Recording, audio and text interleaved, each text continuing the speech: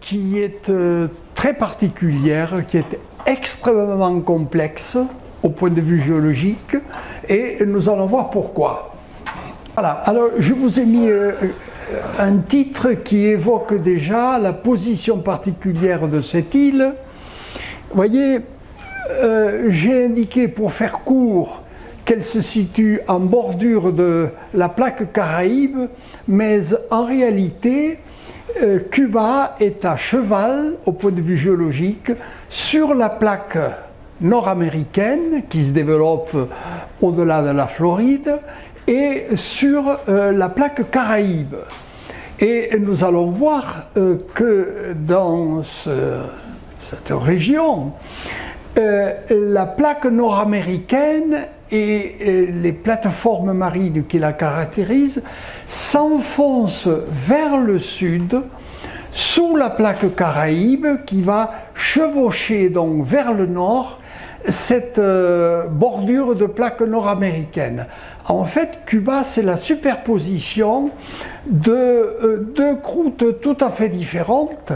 Une croûte dite continentale, la croûte nord-américaine qui est en bas, et par-dessus une croûte caraïbe très complexe qui est par-dessus et qui chevauche la précédente en direction du nord.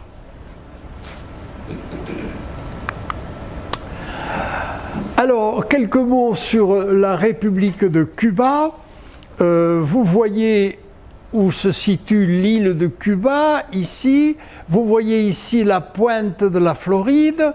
Et ici, vous avez l'Amérique centrale, l'Amérique du Sud, ici, le Mexique, voilà. Et puis ici, vous avez ce que l'on appelle les îles des Caraïbes. Et Cuba, c'est une des grandes îles de ce complexe qui, effectivement, n'est pas simple du tout au point de vue géologique. Pour la raison que j'évoquais précédemment, c'est qu'il y a deux types de croûtes tout à fait différentes, superposées l'une à l'autre. Une croûte continentale nord-américaine en bas et une croûte caraïbe. On va voir que c'est essentiellement un arc volcanique, c'est-à-dire ce sont des roches de la plateforme tout à fait externe et surtout du manteau supérieur à travers le volcanisme qui donc s'exprime. Alors, Cuba en quelques chiffres, quelques mots. Vous voyez, au point de vue géologique, donc c'est une île, une des 1600 îles et îlots des Caraïbes. C'est un petit pays, 111 000 km², 11 à 12 millions d'habitants, et dont la plupart vivent à La Havane. Le point culminant se situe dans la Sierra Maestra, c'est-à-dire au sud de Cuba, vous voyez, près de 2000 mètres d'altitude. Au point de vue de l'histoire, bon, c'est un pays qui a été occupé évidemment par les Indiens depuis 2000 ans avant Jésus-Christ, au moins, avec les Guanahatabeyes, puis les Siboneyes et puis les Taínos. Ça, ce sont des peuplades qui sont issues du nord, de l'Amérique du Nord, et qui sont descendues très rapidement à travers toutes les Amériques vers le sud. Donc, ce fut une colonie espagnole après la découverte par Christophe Colomb des Amériques. Voyez, pendant 4 ou 5 siècles, puis une colonie américaine à partir de 1900 à peu près, puis il y eut la révolution castriste en 1959, un rapprochement avec l'URSS, avec la crise des missiles en 1961, et puis de nouveau un rapprochement avec les USA, qui est un rapprochement absolument nécessaire pour deux raisons. D'une part, les États-Unis sont une réserve, un réservoir d'activité pour les Cubains qui s'expatrient. D'autre part, parce que Cuba fait partie justement de cet ensemble nord-américain, en particulier au point de vue économique. Alors ce qui est important, c'est qu'il y a deux monnaies, une monnaie locale, le peso cubain, mais si vous allez à Cuba, vous serez obligé de prendre à la banque le peso cubain qui est convertible en particulier avec l'euro ou avec le dollar. Donc, dans le cadre de la tectonique des plaques, vous voyez ici l'île de Cuba, vous voyez ici l'île des Caraïbes, ici la plaque sud-américaine, la plaque nord-américaine, et puis ici, à l'ouest, une plaque qui est associée à la plaque pacifique, qu'on appelle la plaque de Nazca, et cette plaque pousse en direction de l'est, et cette poussée génère la sous-plaque Caraïbe, c'est-à-dire cet ensemble ici, qui est un ensemble d'îles, comme je l'ai dit tout à l'heure, avec un arc volcanique à l'est, ici, et puis de terrain qui jalonne l'histoire géologique depuis la fin du Paléozoïque jusqu'à l'époque actuelle, et dont nous allons parler. Voilà, vous voyez la relation étroite entre Cuba et l'Amérique du Nord et la Floride, ici. Se déplace à 10 cm par an, ce qui est considérable. Ça veut dire que du fait de la poussée vers le nord de la plaque sud-américaine, je vous l'ai dit précédemment, toutes les plaques de l'hémisphère sud sont poussées en direction du nord et nous savons pourquoi. C'est un problème de montée de magma chaud issu du manteau terrestre vers le sud ici, ce qui fait que toutes les plaques sont repoussées vers le nord. Ces plaques ici sont relativement chaudes alors que les plaques de l'hémisphère nord sont froides. Les croûtes sont épaisses et c'est là que se situent les chaînes de montagnes dans l'hémisphère nord. Et par conséquent, la dynamique générale, c'est que toutes les plaques de l'hémisphère sud se déplacent en direction du nord et la plaque Caraïbe qui est ici, c'est une plaque intermédiaire coincée entre deux enclumes sud-américaines et nord-américaines et chassée en direction de l'est, poussée par la plaque Nazca. Autrement dit, c'est une région qui est en mouvement et avec en particulier beaucoup de tremblements de terre. Quand vous arrivez à Cuba, vous êtes frappé par un certain nombre de choses, mais en particulier deux. D'une part, les taxis, ce sont des vieilles voitures nord-américaines, et puis ensuite la publicité qui est faite à Che Guevara, Raúl Castro et Fidel Castro, qui, évidemment, suite à la Révolution, sont présents partout. Voilà, entrons un peu plus en détail du contexte géologique. Alors, vous voyez la plaque nord-américaine qui est ici, les Antilles ici, et la plaque sud-américaine est au sud, et voilà ici la plaque caribéenne. Ici, nous avons la grande faille nord-caribéenne qui est une faille extrêmement vivante et dangereuse puisque c'est une faille qui joue en transtension ici, avec création d'une fosse ici, la fosse de Caïman. Et cette zone de faille, vous voyez, borde au sud l'île de Cuba, mais elle affecte Hispaniola, la Jamaïque, et un certain nombre d'autres îles, comme Haïti en particulier. Alors, voilà l'île de Cuba qui est ici. C'est une carte géologique très simplifiée. Alors, vous voyez qu'il y a des terrains dits nord-américains, NOAM, et ce sont les terrains qui affleurent ici au nord, dans cette Sierra de Guaniguanico, ou à l'est, ici, et que l'on voit apparaître en fenêtre dans cette région ici, qui est une Sierra d'Escambray. Voilà. Ça, c'est une fenêtre donc nord-américaine qui apparaît au-dessous des sédiments et des roches des îles Caraïbes. Voilà, alors ce sont donc des terrains plissés appartenant à une marge continentale et à un bassin.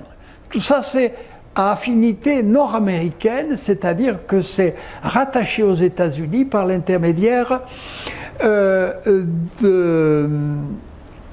la péninsule de Floride. Et puis ensuite, on a localement une zone de mélange qui est ici, qui est là.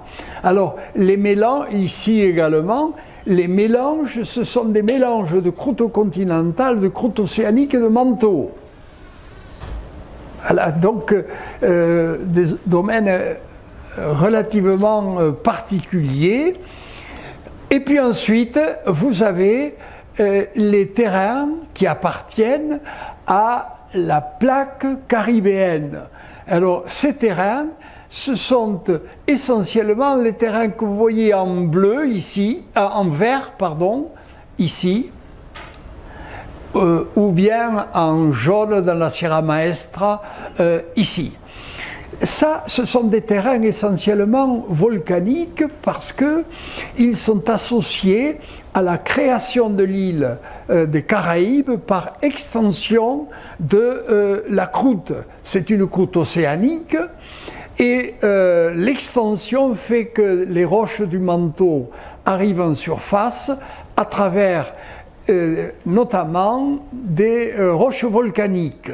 Alors les volcans ne se situent pas à Cuba, ils se situent dans la partie orientale des Caraïbes, à l'endroit où la plaque Caraïbe va se déplacer en direction de l'océan Atlantique.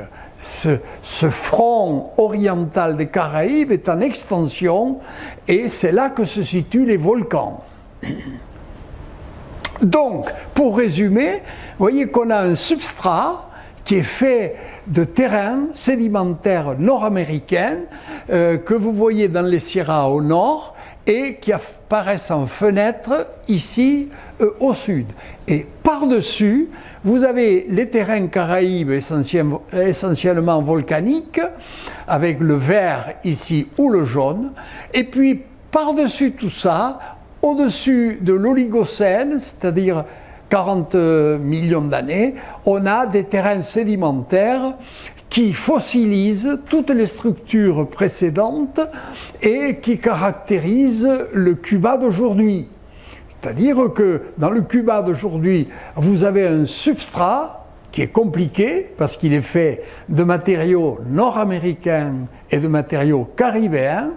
Et au-dessus d'une grande discontinuité, vous avez des terrains sédimentaires à peu près plats, de l'Oligocène et du Miocène, qui reposent donc sur les précédents en discordance. Alors ce qui fait la complexité de l'île de Cuba, c'est justement cette juxtaposition de terrains d'âge et de nature extrêmement différentes dans un contexte tectonique très accentué, avec des plis, des failles partout. Donc il est extrêmement difficile de s'y retrouver. Alors voilà une autre image simplifiée du contexte tectonique actuel. Alors vous voyez avec les carreaux là, ce qui est nord-américain, vous voyez que ça affleure dans les Sierras qui sont au nord, et en fenêtre, ici et là, donc dans la Sierra d'Escambray notamment. Et puis par-dessus, avec ces teintes bleu foncé, bleu clair et jaune, là, les terrains des Caraïbes qui viennent donc par-dessus. Ici, on a une zone de fracture, la zone de Caïman, qui accompagne la formation de la plaque Caraïbe, et cette faille-là est active et extrêmement dangereuse. Ce que vous voyez ici, le trait noir, ça veut dire qu'actuellement, l'ensemble cubain chevauche vers le sud, en direction de la plaque pacifique.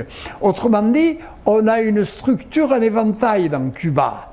Au nord, en rouge, vous voyez, on a un chevauchement général en direction du nord, et puis en arrière ici, on a un rétro-chevauchement en direction du sud qui est nourri par le déplacement de l'ensemble de la plaque Caraïbe. Donc, encore une fois, Cuba se situe dans une région stratégique pour comprendre les relations entre la plaque Caraïbe, qui est tout à fait récente, qui est neuve, et la plaque nord-américaine, qui, elle, est plus ancienne. Alors, je vais vous montrer des images de la partie centrale et occidentale de Cuba. C'est la seule que j'ai visitée et qui m'a paru la plus intéressante parce que on y voit justement la complexité de l'ensemble de l'île de Cuba. En direction du sud-est de Guantanamo, qui est ici, eh bien, on est dans un contexte qui est relativement uniforme de roches qui sont volcaniques, essentiellement. Donc j'insiste sur la position de cette grande faille qui est un décrochement ici et qui est la faille de Kalman. Alors voici une coupe géologique de l'ensemble de l'île de Cuba qui traverse donc toute l'île. Le nord est ici à droite, le sud ici à gauche. Alors qu'est-ce qu'on voit? Eh bien on voit trois choses. D'une part, le substrat, ce qui est en profondeur ici, dans la Sierra d'Escambray et dans l'avant-pays ici, ça, ce sont des matériaux qui sont rattachés à la plaque nord-américaine. Ce sont des roches sédimentaires qui sont peu métamorphisées, peu transformées au nord et qui vont devenir complètement transformés, métamorphisés au sud. Donc, si on veut chercher des fossiles, c'est dans l'extrémité nord ici qu'il faut les chercher. Ailleurs, ces fossiles ont totalement disparu. Ça, c'est le substrat profond.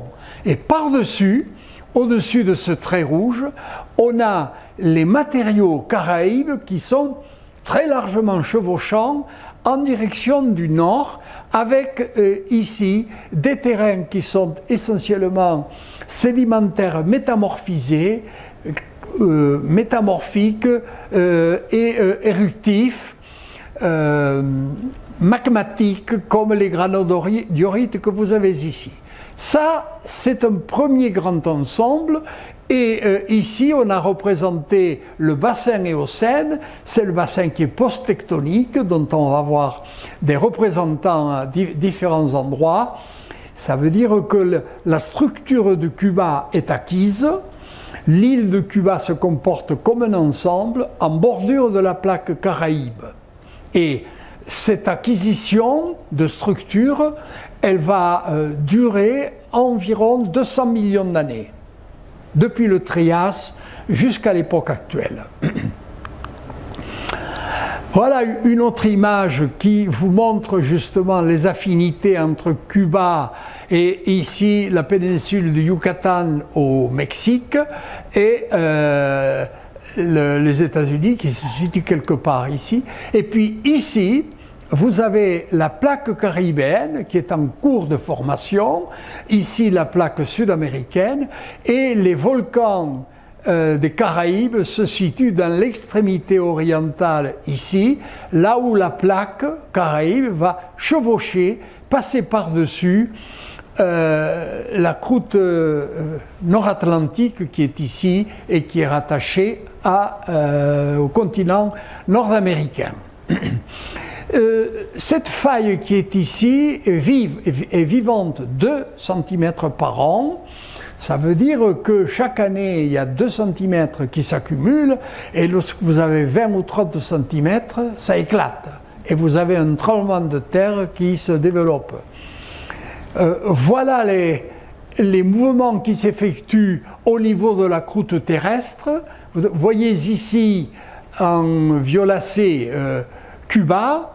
Vous avez ici le Mexique et la plaque nord-américaine.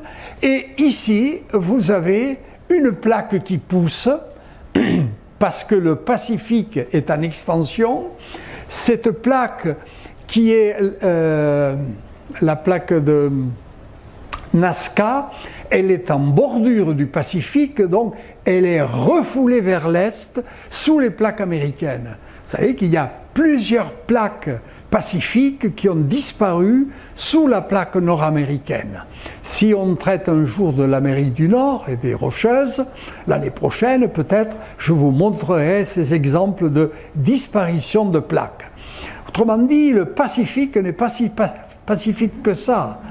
Hein, ça pousse toutes les plaques qui sont en bordure de la méga plaque pacifique poussent en direction de l'Est. Et c'est cette poussée de cette plaque de Nazca qui a généré par poussées successives la plaque caribéenne, la plaque des Caraïbes. Et vous voyez ici le front de chevauchement. Et tout ceci, c'est nord-américain, et ceci, ça va être Caraïbes. Alors, juste une image de Haïti, vous voyez, qui est une île qui se situe au sud-est de Cuba, et où a eu lieu un tremblement de terre très important, vous voyez, de magnitude 7. N'oublions pas que 10, c'est la destruction totale. Quand il y a un tremblement de terre dans les Pyrénées, c'est 3 à 4 sur une échelle de 10. 10, c'est la destruction totale. Et voilà les effets sur la capitale de Haïti. Donc ici, ce tremblement de terre a eu lieu en 2010, avec les conséquences que l'on sait, et la crise économique actuelle qui a été générée par cette catastrophe naturelle, entre autres. Alors voilà une image de tous les terrains que l'on rencontre à Cuba. Alors, vous voyez d'abord qu'on a des terrains qui sont relativement anciens, voyez, qui sont du Jurassique, du Crétacé jusqu'à l'Éocène. Jurassique ici c'est 200 millions d'années, l'Éocène qui est ici c'est 35 millions d'années à peu près. Donc là on a des terrains qui sont relativement anciens et qui sont contemporains de l'ouverture de l'Atlantique dans la région. Avant, l'Europe, l'Afrique et les Amériques étaient soudées. À partir du Trias et du début du Jurassique, l'Atlantique Sud s'est ouvert, puis l'Atlantique Nord. Et les terrains que l'on trouve ici, ce sont des terrains qui viennent donc en réaction, en conséquence de ces mouvements de plaques. Alors, vous avez 2 grands types de terrains. Ici, à gauche, vous avez les terrains nord-américains qui se situent dans la plateforme moyenne à externe, ici. Et puis ici, on a des terrains à affinité caraïbe, si vous voulez, avec essentiellement des roches métamorphiques, alors que les autres étaient sédimentaires. C'est-à-dire qu'il y a ici, on va voir des calcaires, des quartzites, etc. Alors que ici, on va trouver des cipolins, des calcaires métamorphiques, des schistes, des micaschistes, des gneiss, et puis des roches volcaniques. Donc, voilà ces deux grands types de terrains, affinité nord-américaine au sens strict, affinité caribéenne, et puis ici, on a des terrains carrément caribéens avec très peu de roches sédimentaires. On a essentiellement des roches plutoniques, comme des granites, et des roches volcaniques. Ça veut dire que dans ce secteur-là, au cours de l'histoire d'élaboration de l'île de Cuba, eh bien, le manteau terrestre envoie des matériaux à travers une croûte superficielle qui est très étroite, voire inexistante. Autrement dit, si l'on imagine l'évolution de la croûte, depuis le nord jusqu'au sud, ici on a une croûte qui fait 10 km, et ici on a une croûte qui fait quelques centaines de mètres d'épaisseur. Vous voyez le grand biseau qui s'effectue. Et Cuba a enregistré, c'est pour ça que c'était intéressant, a enregistré toute cette évolution, tous ces phénomènes, c'est-à-dire la naissance d'une plaque, la plaque Caraïbe, sous l'effet d'une poussée de plaque occidentale, c'est la plaque de Nazca. Alors, quelques images paléogéographiques qui vous montrent les associations de terrain dans les temps anciens. Ici, nous sommes au Jurassique, moins 163 millions d'années. Alors, voilà l'île de Cuba qui est ici. Voilà, l'île de Cuba. Et alors, qu'est-ce qu'on voit?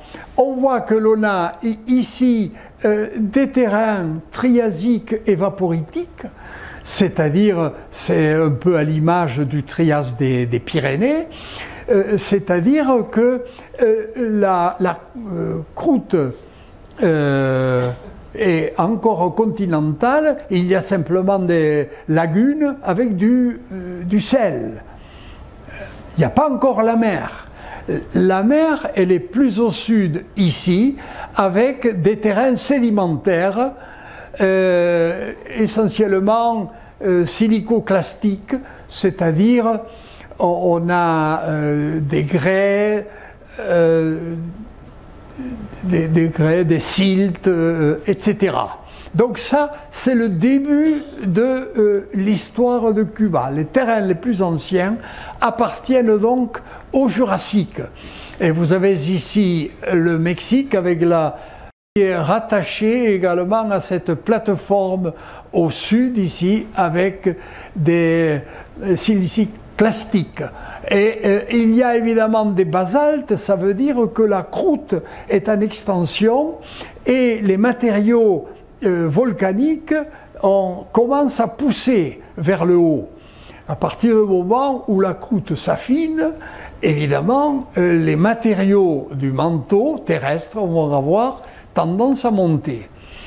Au Titonien, vous voyez que le domaine de Cuba est totalement marin, avec ici de la plateforme, voilà, ça c'est la Floride.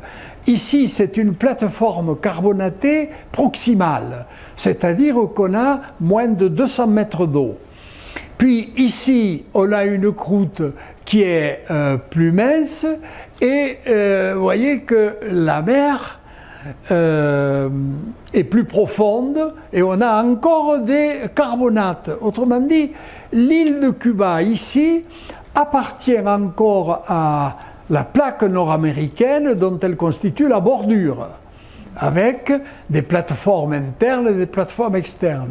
Mais ici, vous avez un début d'expansion qui va donner naissance à la plaque Caraïbe et avec des terrains ultra basiques, c'est-à-dire des basaltes et autres roches volcaniques qui traduisent la rupture de la croûte entre la plaque nord-américaine qui est ici et la plaque sud-américaine qui est au sud. C'est le début de la naissance de la plaque Caraïbe que l'on voit là. Ici, on est au Crétacé, 80 millions d'années. Alors, vous voyez que Cuba est encore à affinité nord-américaine, ici, mais il y a des lacunes, et ici, vous voyez qu'on a un arc volcanique qui commence à se déplacer en direction du nord. La croûte est cassée et le manteau terrestre monte et petit à petit va se déplacer en direction du nord, laissant place à la plaque Caraïbe. Ici, nous sommes il y a 67 millions d'années à la fin du Crétacé, et vous voyez que l'arc volcanique que j'évoquais tout à l'heure, il s'est considérablement rapproché de Cuba. Cuba est ici, donc c'est de la plateforme externe encore, affinité nord-américaine, mais cet arc volcanique se déplace en direction du nord. Le rouge qui est ici, c'est le chevauchement de cet arc volcanique vers le nord. Et le noir que vous voyez ici, c'est, si vous voulez, les prémices de l'ancienne faille qui va jalonner toute la plaque pacifique. Et qui ici traduit à une zone de subduction, c'est-à-dire que les matériaux qui sont au sud, ici, ont tendance à s'enfoncer sous les matériaux qui sont plus au nord. Autrement dit, cet ensemble qui est ici présente une disposition en éventail, chevauchant vers le nord au nord et chevauchant vers le sud, ou rétro-chevauchant au sud. Au tertiaire, ici nous sommes dans l'Éocène supérieur, vous voyez que l'île de Cuba qui est ici est complètement recouverte par les matériaux d'origine caraïbe, ici. Ce qui fait que les résidus de plaques nord-américaines vont se trouver affleurant juste sur la bordure nord, ici, et puis il va y avoir évidemment l'érosion qui va faire qu'il y aura des fenêtres. Donc, toute cette croûte qui est ici d'origine caraïbe, elle flotte sur la croûte nord-américaine. Alors, je vous amène dans la seule région que j'ai visitée, c'est-à-dire la partie occidentale et centrale de Cuba, qui, au point de vue géologique, est de loin la plus intéressante, parce que on y voit à la fois les vestiges de la plaque nord-américaine, portée à l'affleurement, et évidemment la plaque caraïbe qui est chevauchante, qui passe par-dessus, avec les matériaux de l'arc volcanique, et puis ensuite on y voit la discordance de l'Éocène avec des bassins actuels relativement stables. Alors nous allons partir de la Havane, nous allons aller vers l'ouest, visiter ici les terrains de la Sierra de Guaniganico, ici, où on a les deux types de terrains, nord-américains et caraïbes. Puis ensuite, on va revenir vers le sud, on va aller ici, dans la Sierra de Escambray, où apparaît la fenêtre tectonique, et qui est importante parce que c'est de là qu'est partie la révolution cubaine. Et puis ensuite, on va remonter vers le nord, et je vais vous montrer quelques exemples de terrains postérieurs à l'Éocène, donc qui sont tout à fait plats, et qui sont postérieurs à l'orogénèse caribéenne qui se manifeste sur le reste de l'ensemble de l'île de Cuba. Alors, voyez la coupe qui me sert justement de fil conducteur, et nous allons aller ici, d'abord au nord, dans la zone de Placeta, où on a des terrains sédimentaires qui sont plissés, ici, d'âge jurassique et crétacé, et qui appartiennent à la plaque nord-américaine dont ils constituent la bordure. Alors, vous voyez la complexité structurale. Ici, on a une série de coupes, en quelque sorte, où on voit la Sierra de Guaniguanico, qui est ici, en vert, avec toutes ses couleurs, et qui est poussée, ici, par l'arc caribéen, qui est là, ici. Vous voyez? Et alors, sous l'effet de cette poussée, et de ce chevauchement vers le nord, et vous voyez que la croûte nord-américaine s'est écaillée, et ça donne tout un amoncellement d'écailles, ce qui fait que sur le terrain, il est impossible, si on y va comme touriste, même géologue confirmé, impossible de se repérer comme ça rapidement. Il faut prendre le temps, c'est de la géologie très compliquée. Voilà les roches. En plus, il n'y a pas de fossiles. Il n'y a jamais de fossiles là. Voilà les roches du Jurassique. Alors, ce sont essentiellement des calcaires gréseux finement stratifiés appartenant à la plateforme nord-américaine externe. Externe, ils sont en particulier finement stratifiés ici, vous voyez, et les calcaires sont chargés de matériaux terrigènes, de petits grains de quartz.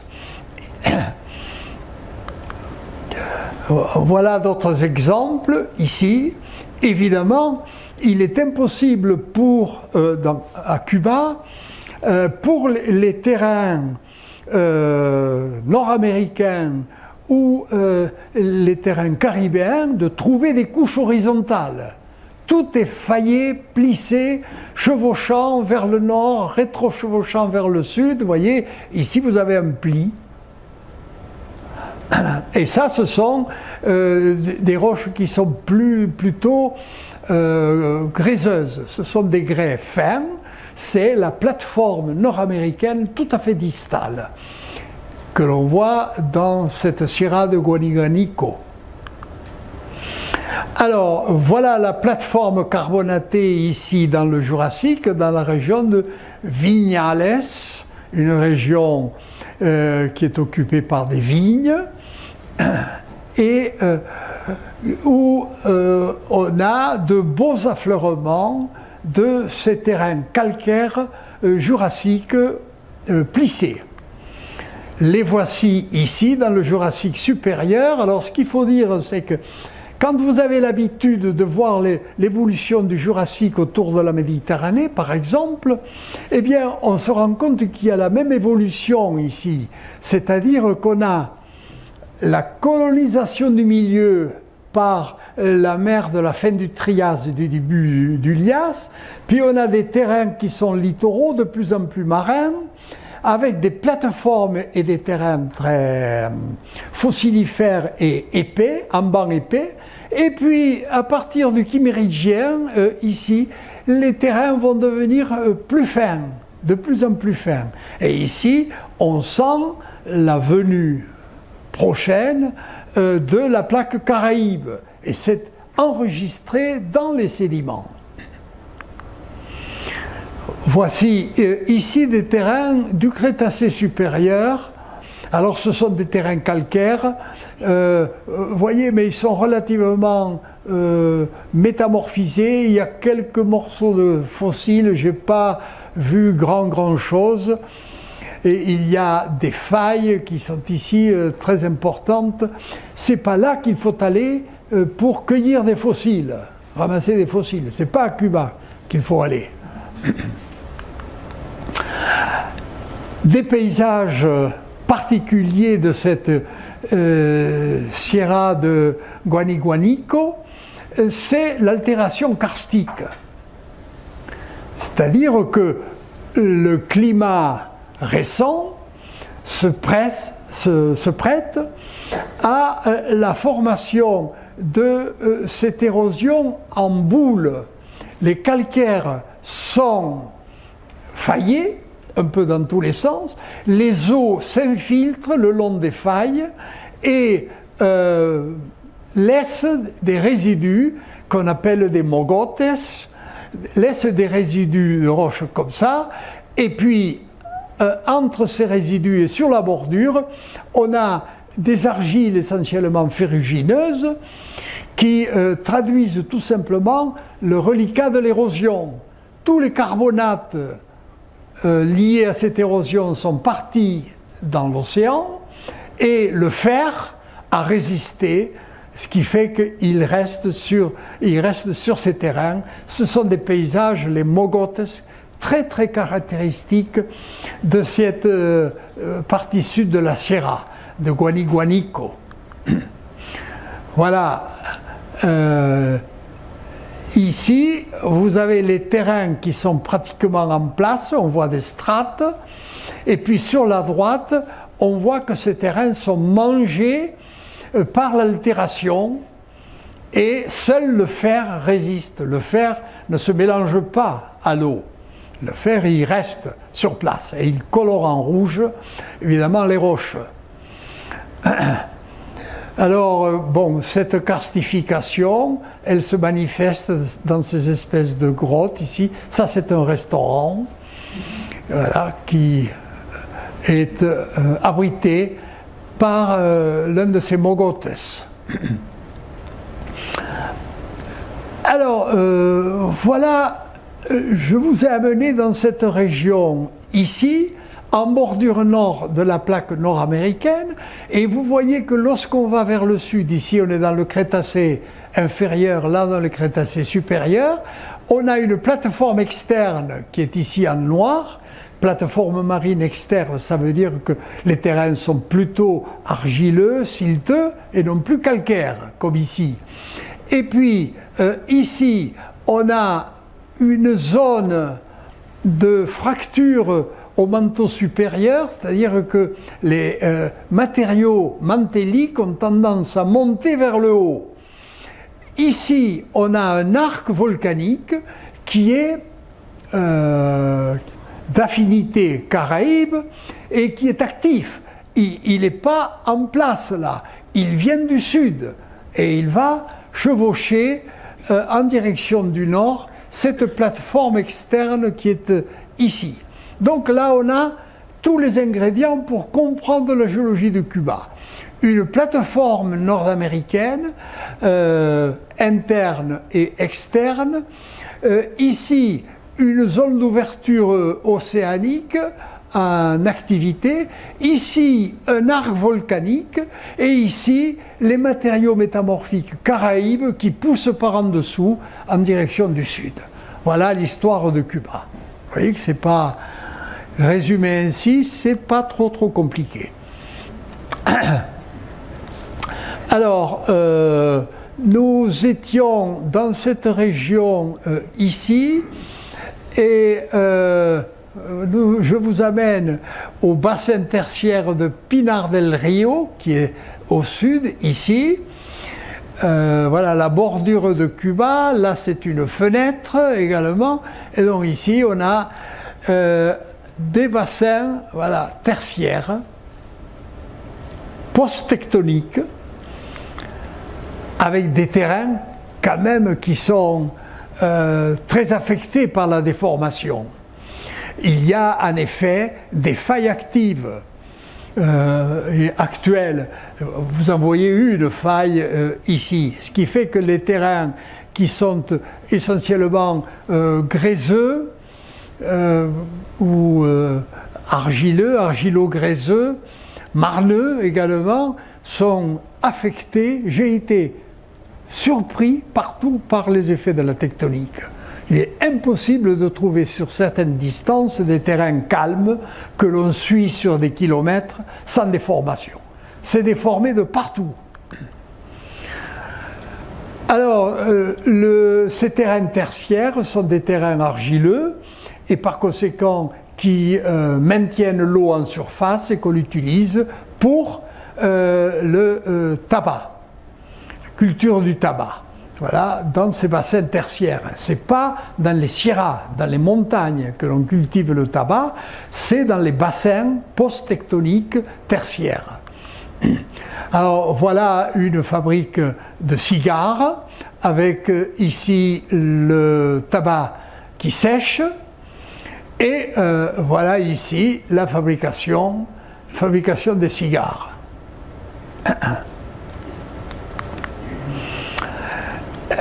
On arrive vers un peu plus au nord maintenant, on va dans la fameuse région de la Sierra de Escambray, c'est-à-dire dans cette fenêtre qui se situe, si vous voulez, en dessous de la zone de chevauchement Caraïbe qui est ici et qui appartient à la partie distale de la plaque nord-américaine qui est rattachée à ça.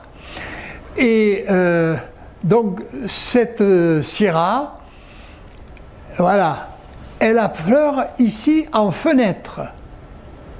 C'est-à-dire que l'érosion a enlevé, décapé les matériaux caraïbes et fait apparaître les matériaux nord-américains dans la fenêtre d'Escambray.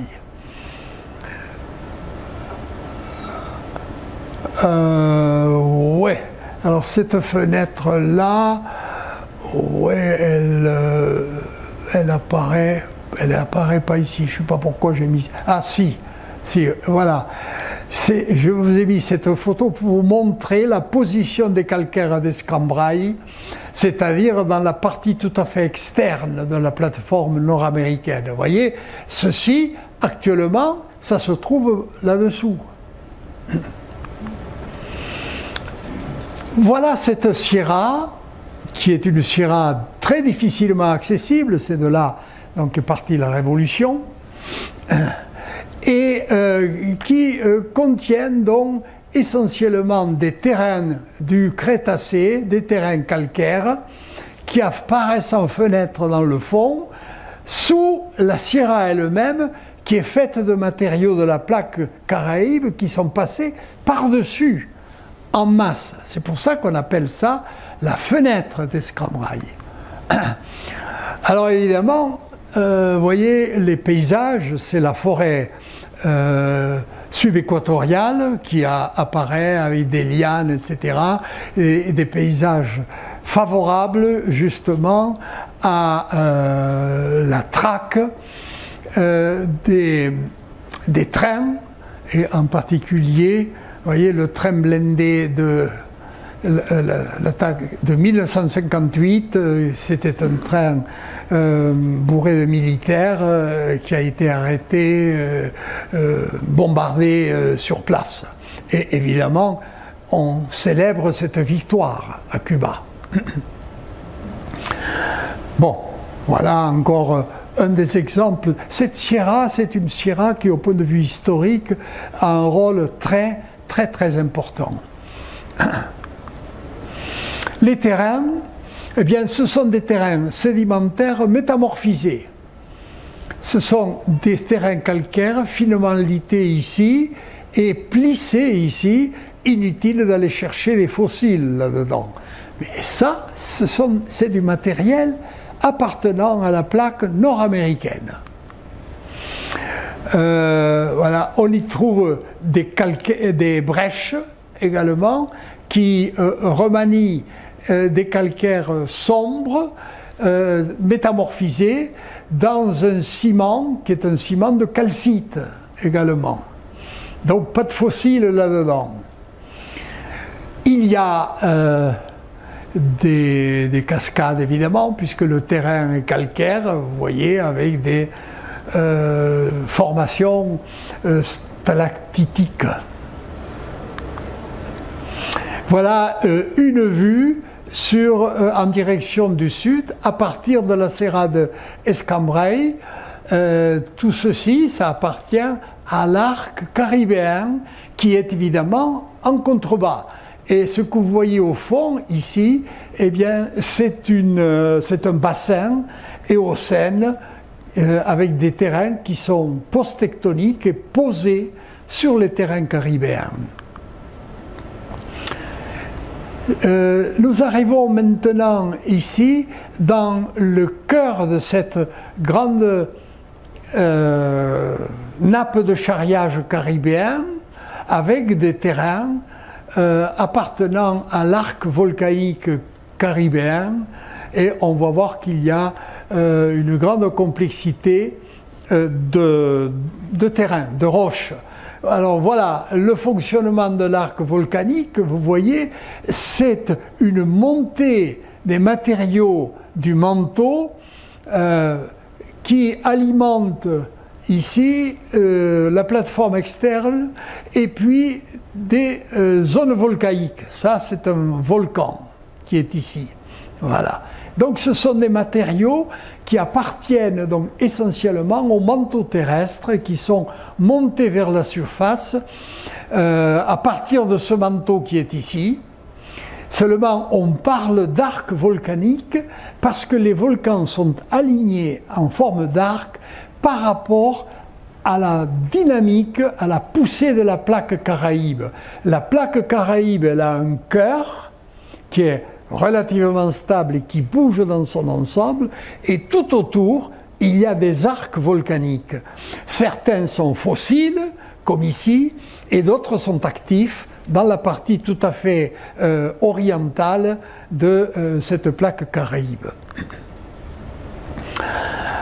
Les bâtiments, une église ici de style hispanique, tout à fait caractéristique à Trinidad. Et puis les paysages ici autour de Trinidad, on est sur ici un petit bassin tertiaire avec ici la Sierra de Escambray, et voilà une fermette, une petite ferme. On utilise les argiles et les grès du tertiaire, de l'Éocène et de l'Oligocène, pour fabriquer des pots. Et alors, vous voyez, la caractéristique, c'est que, bon, il y en a un qui, les pots sont fabriqués et puis ils sont peints, ici, avec une terre argileuse rouge. Voilà encore un paysage avec une topographie plane correspondant à un bassin tertiaire du Valle de los Ingenios. Voici localement les terrains de la plaque nord-atlantique qui affleurent. Ce sont des terrains métamorphiques, essentiellement du Crétacé. C'est la région des haciendas, c'est-à-dire des grandes fermes qui étaient occupées par les colons espagnols pendant très longtemps, et qui régnaient sur des centaines d'hectares de terre à tabac. Et l'une de ces haciendas, elle est aménagée en musée, mais vous voyez qu'il aurait besoin d'un coup de peinture, ce musée. Ça, c'est un ressenti général à Cuba, c'est que le pays a besoin d'un coup de peinture actuellement. Alors, voilà des terrains qui appartiennent au complexe caribéen avec des roches métamorphiques. Ici, ce sont des calcaires bréchifiés, mais on y trouve aussi, vous voyez, des schistes qui est ici. Ces schistes remanient des morceaux de basalte qui sont ici, qui proviennent de l'arc volcanique caribéen. Voilà ce complexe caribéen. Vous voyez que pour la recherche de fossiles, c'est pas tellement engageant dans ces régions. Et voici ici des micaschistes, c'est-à-dire des schistes extrêmement micacés. Il y a des plaquettes de mica, c'est dire l'origine de ces matériaux, l'origine profonde. Voilà les calcaires qui ici sont violemment plissés, ici, sont métamorphisés en cipolin et plissés dans le détail. Nous arrivons maintenant, nous étions ici, et nous arrivons maintenant plus au nord dans la région des mélanges tectoniques. Voilà, on se situe ici, et là, on a, vous voyez, cette espèce de triangle, c'est une zone de mélange avec des terrains sédimentaires remaniés et les terrains volcaniques. On est dans la bordure de l'arc ici. Cette bordure est une bordure en éventail, disposée en éventail. Alors, on est dans la région de Santi Spiritu et voilà ces mélanges, c'est une bouillabaisse de terrain avec des ophiolites. Les ophiolites, ce sont des roches qui sont issues du manteau terrestre et qui sont un peu comme les ophiolites, comme les ophites. Ce sont des roches qui sont relativement sombres avec comme éléments constituants essentiels des amphiboles, des pyroxènes et des péridots. Les péridots, ce sont les matériaux cristallisés qui impliquent la chaleur la plus importante et par conséquent la plus grande proximité avec le manteau. Voilà ces terrains dans la région de Santi Spiritu, c'est-à-dire que on se situe en bordure nord de l'arc volcanique, ici. Alors, Mabugina formation, alors, oui, on est dans l'arc volcanique, ouais, évidemment. Le complexe de Mabugina, c'est un complexe crétacé avec, vous voyez, des méta-andésites. Des andésites, ce sont des roches volcaniques. Méta, elles sont transformées par métamorphisme. Et puis des métabrèches. Autrement dit, on est dans la zone Caraïbe qui chevauche la plaque nord-américaine avec des terrains qui sont complètement transformés. Avec des roches métamorphiques, métaandésites, métabrèches. Les voici dans la région de Santa Clara, avec toutes ces roches-là. Ici, ça ressemble à des pilolavas, finalement. Donc, on est dans les matériaux de la plaque Caraïbe qui chevauche la plaque nord-américaine dans cette espèce de grande clipe occupant la partie centrale et méridionale de l'île de Cuba. Voilà encore des roches qui sont des roches éruptives ici, une diorite avec essentiellement des feldspaths et des gabbros, feldspaths clairs et gabbros sombres. Et vous voyez que les terrains, les cristaux sont alignés. Ça souligne la fluidalité des matériaux qui sont montés jusqu'à la surface grâce à des fractures, et le magma était visqueux. Par conséquent, il s'est solidifié au fur et à mesure qu'il montait jusqu'à la surface du sol.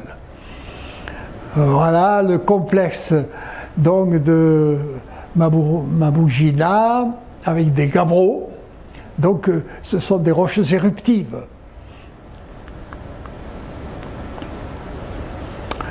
Ah, oui, un phénomène très intéressant avec les flèches rouges, c'est ces matériaux de cette avancée de la plaque Caraïbe sont relativement peu épais, quelques centaines de mètres à quelques kilomètres. Ce qui fait que, en période récente, des matériaux, en particulier le fer, le nickel, tout un tas de ces matériaux sont montés de la plaque Caraïbe vers le haut et se sont injectés dans les matériaux de la plaque caribéenne pour alimenter des gisements de nickel, de cuivre. Bon, là on a une faille avec des brèches et voilà. Voilà des matériaux. Ici on est dans une ancienne mine qui s'appelle El Cobre, le cuivre, dans la Sierra Maestra. En quelque sorte, ce sont des matériaux ferrugineux, nickellifères, etc., qui sont montés des profondeurs de la croûte Caraïbe et qui ont été injectés dans la plaque, dans cette clip. Voilà Notre-Dame du cuivre. Voilà une mine ici en activité. Enfin, elle était en activité il y a une dizaine d'années quand je suis allé dans ce secteur, ou 15 ans. Donc du nickel. Vous voyez, comme l'indique ce schéma qui est ici, vous voyez, le Cuba est le deuxième producteur mondial. Et il y a également du cuivre, du fer. Alors tous ces matériaux sont liés à la géologie, à la tectonique, au fait qu'on a un morceau de croûte Caraïbe qui est passé par-dessus la croûte nord-américaine, l'ensemble étant en distension, eh bien les matériaux des profondeurs de la croûte et du manteau sont arrivés jusqu'à la surface. Alors il y a du pétrole essentiellement en offshore également, un peu de pétrole au large de Cuba, mais là en relation avec la bordure de l'Atlantique. Vous savez que l'Atlantique, à l'est comme à l'ouest, est bordé de gisements pétroliers. Et ce sont des gisements qui sont associés aux plateformes essentiellement du Crétacé. En Afrique, au Nigeria, etc., au sud, au large du Chili, du Brésil, de l'Argentine, etc. Donc, tout ça, c'est en relation avec l'ouverture de l'Atlantique et les matériaux transformés en pétrole.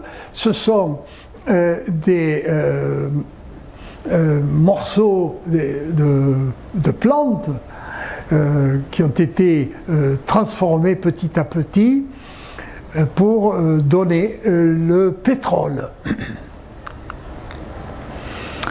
Alors là, nous arrivons à la série qui est post-orogénique. Vous voyez, l'orogenèse est ici. Toutes ces structures-là vont être figées sur place, fossilisées, et on va avoir des terrains ici qui vont se déposer à plat, en discordance par-dessus, et ces terrains résultent effectivement, essentiellement, de l'érosion des terrains antérieurs.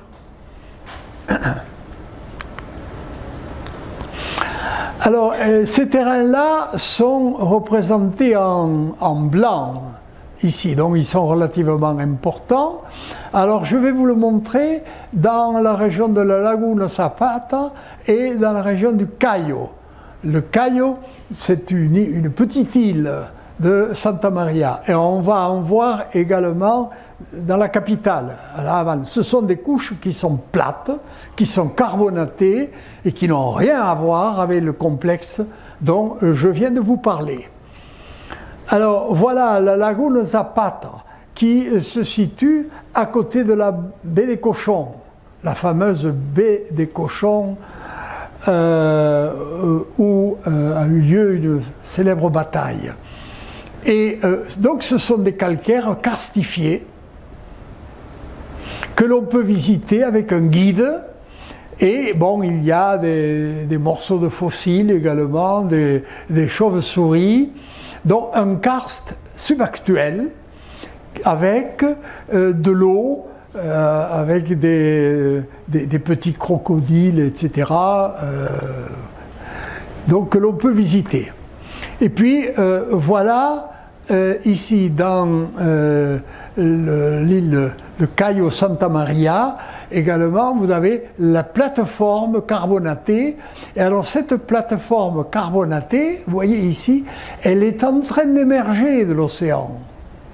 L'île se développe et ici on a 1 à 2 mètres d'eau à peine, mais vous voyez que les carbonates qui se déposent sont en train de sortir de l'eau et ils sont colonisés par la végétation. Autrement dit, ce sont des îles qui sont en expansion actuellement. Alors voilà les matériaux qui sont ici, vous voyez que c'est absolument horizontal, absolument plat, et ça émerge juste au-dessus du plan d'eau de l'océan Atlantique. Alors voilà, on peut y faire du tourisme également. Voilà ces terrains en surface, ça n'a rien de bien original. Il y a des morceaux d'oursins et surtout des morceaux de coraux dans ces calcaires-là. Voilà. Ici, nous sommes en bordure de l'océan Atlantique à Remedios. Et nous revenons à la Havane, qui est la capitale. Ça, c'est l'ancien fort hispanique. Et vous voyez ici des calcaires qui sont absolument plats. Ils sont néogènes, donc du tertiaire. C'est plat absolument partout.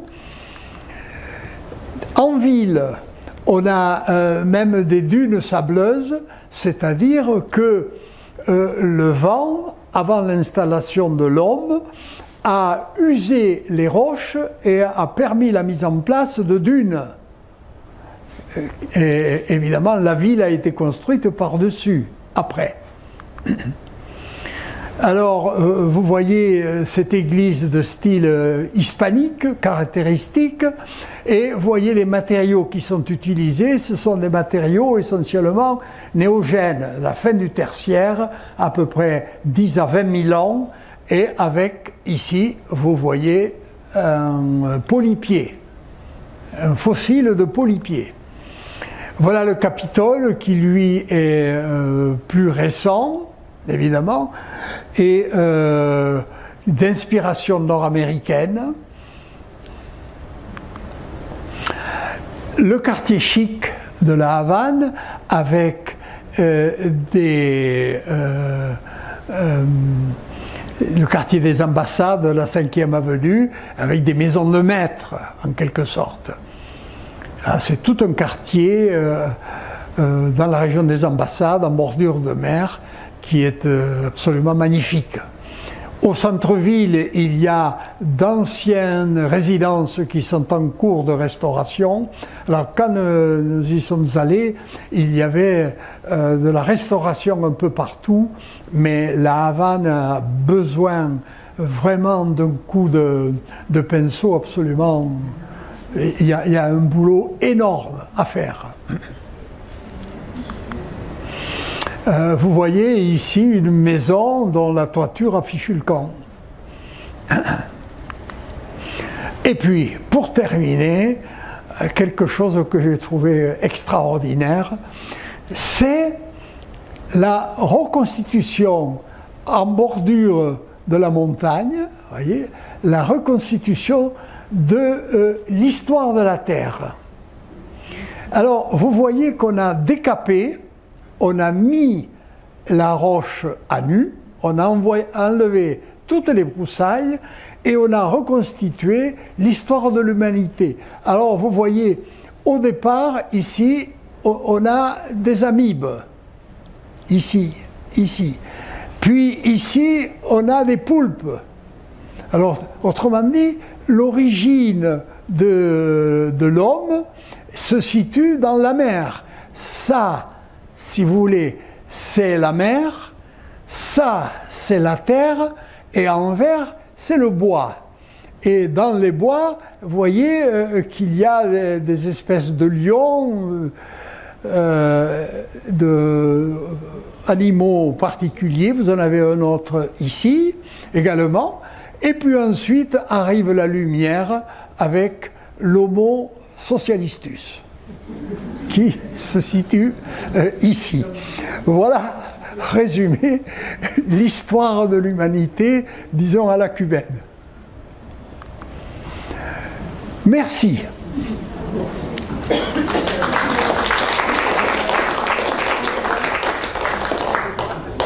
Bon. Est-ce que vous avez des questions à poser? Est-ce que ça vous a surpris? Est-ce que vous attendiez à ça ou bien... Moi, je vous avoue, quand j'y suis allé, je ne m'attendais pas à cette complexité. Il a fallu que je m'accroche avec une carte géologique pour comprendre la géologie de Cuba. Pas de questions, vous avez tout compris.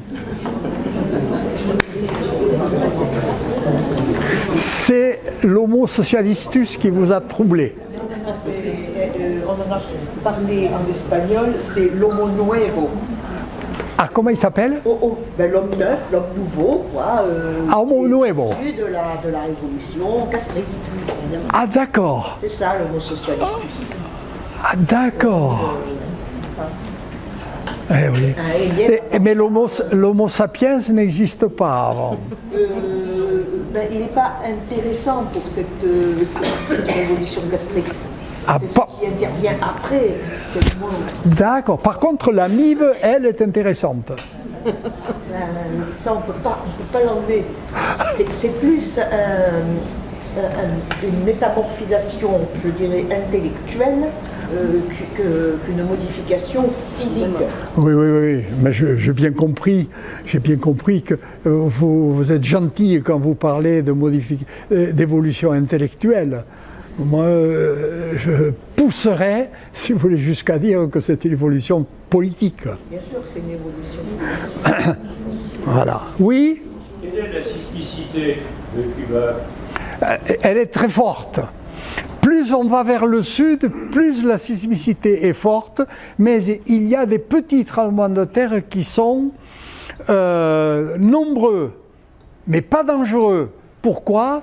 Eh bien, parce que comme je l'ai expliqué, la sismicité s'exerce le long d'une faille, qui est une faille de décrochement comme ça, qui est la faille du Caïman, et qui passe par Haïti. Vous voyez, si je fais une comparaison avec les Pyrénées, dans les Pyrénées, vous avez la même sismicité qu'à Cuba. Seulement, vous avez des centaines de tremblements de terre dans les Pyrénées qui sont petits, qui font de 1 à 3 dixièmes en quelque sorte, de 1 à 3. Dieu merci. Pourquoi? Parce que dans les Pyrénées, il y a toute une série de failles qui découpent la croûte terrestre en compartiments. Ce qui fait que quand il y a un tremblement de terre, un compartiment joue, mais les compartiments d'à côté ne sont pas affectés. Donc il y en a un qui joue, puis un second, puis un troisième, etc. Ici, vous avez les contraintes qui sont alignées dans une seule faille. Ça veut dire que cette faille, elle va jouer tous les 20 ou 30 ans, parce que du fait de la formation de la plaque Caraïbe, on va avoir des contraintes très importantes qui vont s'accumuler le long de cette faille. Et puis, quand la contrainte est trop forte, la faille casse. D'un coup, vous voyez la différence? Hein? Vous n'avez pas l'air convaincu. Si. Mais la présence de cette grande faille en mer au sud de Cuba, oui. Peut-elle être à l'origine de tsunamis ou d'accidents de ce genre? Alors, elle peut être à l'origine de tsunamis si on se situe relativement près du bord de mer. C'est-à-dire que la faille qui est dessinée là, elle est à l'intérieur de la plaque Caraïbe. Et en bordure occidentale, ouais, à l'ouest, on a l'Amérique centrale. Et à l'est, on a toutes les îles, le cordon des îles Caraïbes. Ce qui fait que la mer des Caraïbes est en quelque sorte une mer intérieure. Et pour qu'il y ait des tsunamis, il faut qu'il y ait une connexion directe avec l'océan Pacifique, Atlantique, etc. Vous voyez, autrement dit, il peut y avoir des tsunamis, mais l'importance sera moindre du fait de ces îles qui protègent en quelque sorte les Caraïbes. Ça vous paraît clair?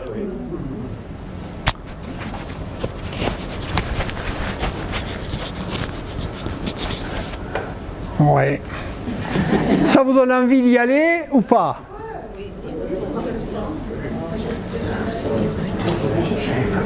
Ouais. Moi, je vous avoue que j'ai été à la fois surpris et agréablement surpris parce que on a envie, quand on est géologue, on a envie de comprendre ce qui se passe. Et c'est pas évident. Et quand on est touriste, on a envie de connaître l'histoire de ce pays, qui est une histoire extrêmement riche, qui est très riche, avec des gens hyper accueillants. Des gens hyper accueillants. Enfin, ça, c'est mon impression. Bon, vous avez tout compris. J'ai été un peu rapide, peut-être. Ça a été un peu rapide? Alors voilà, la prochaine fois, je vous amènerai dans un pays un peu plus calme, en Australie.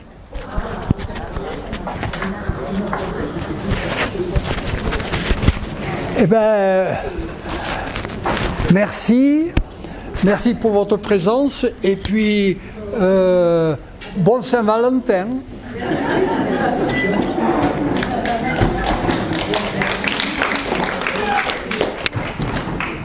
Si cette vidéo vous a plu, vous pouvez nous rejoindre à l'Université du temps libre de Tarbes et de Bigorre à l'adresse utl-tb.info. Et n'oubliez pas, si ce n'est déjà fait, de vous abonner.